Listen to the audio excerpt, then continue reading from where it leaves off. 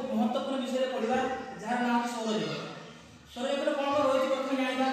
सौरजगत आम नक्षत्र रही ग्रह रही उपग्रह रही उल्का रही ग्रहपुंज रही एमती बहुत प्रकार जिन रही किंतु आम आज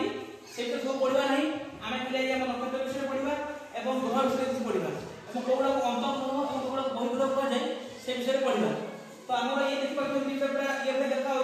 जोड़ला भाया ये हूँ सूर्य ये दुईटा नक्षत्र आम सौरजगतर ये सूर्य तापर एक देखिए गोटा ये हूँ आम ग्रह प्रथम हूँ बुध तापर शुक्र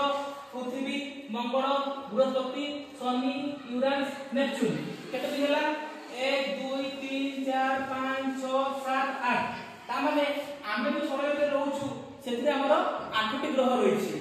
तो 8टी ग्रह मध्यरु कोगुडा हमर अंतग्रह कोगुडा बहिर्ग्रह सेठी जगार अछि। तो आपण देखि पाबे ये होछि देखो ये बुध शुक्र पृथ्वी मंगल ये होछि हमर जो ए जो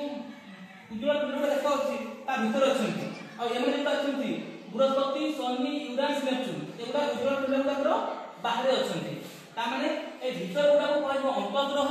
ए बाहर गुडा को कहजो बहिर्ग्रह एवं एगुडा जो देखि पाछन हम उज्जवल पिंड गुडा एगुडा होछि